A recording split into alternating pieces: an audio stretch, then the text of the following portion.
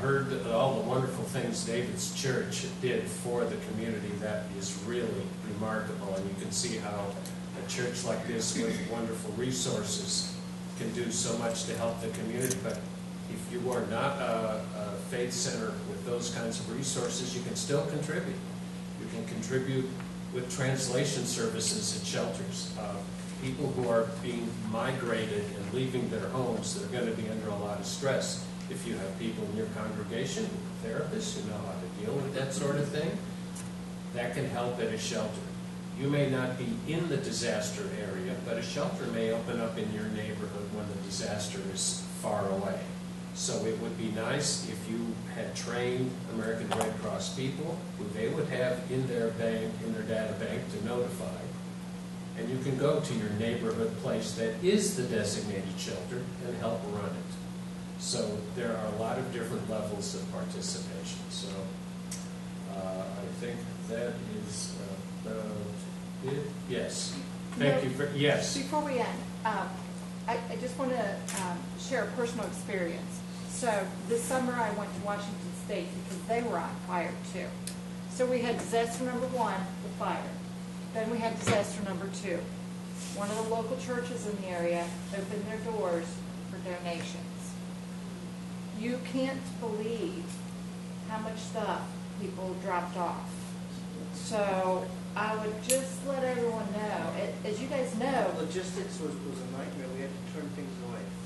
And throw so much away because people were just dropped. I'm going to use the word crap. I mean, it was just, you guys were out of your home for 2 years.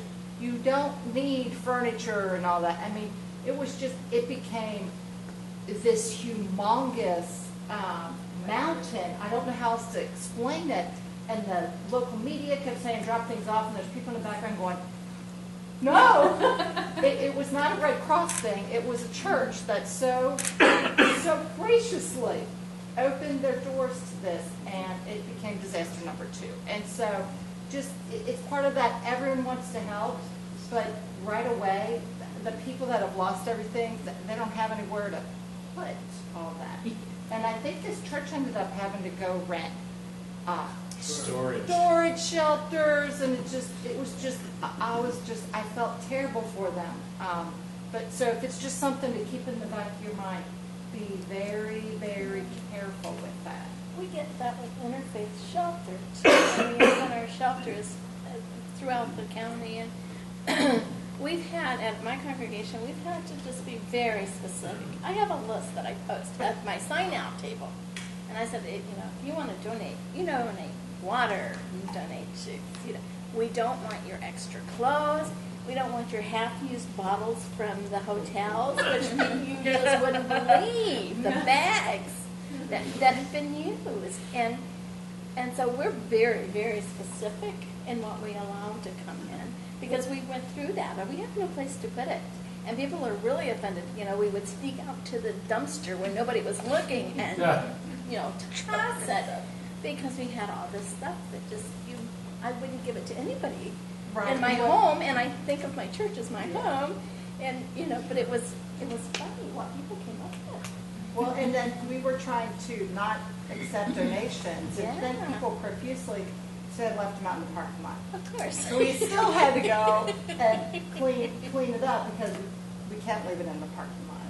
So the other thing I noticed on your timeline for the rebuilding of your house, you had an incident where your home was burned down, but it was 6 to 8 weeks out minimal before you actually need somebody to help move everything off and do the.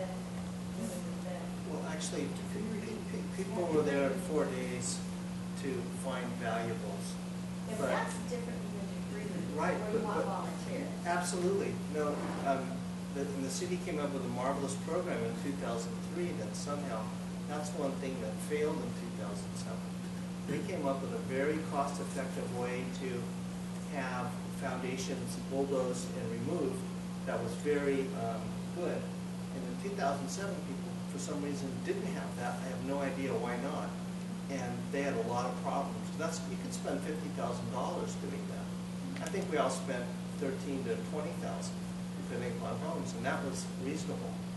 But my while. Yeah, but my point in that is that if you had volunteer groups coming in, you don't need them the day after the fire, you need them 6 to 8 weeks later. Well, and they can't do that because that's a hazardous thing. Yeah, you just can't do that. But there's a lot of things people can do, like they helped outfit and rent the home that we were going to have. I mean, it was Christmas time. They had all the lights. We moved in. It was great.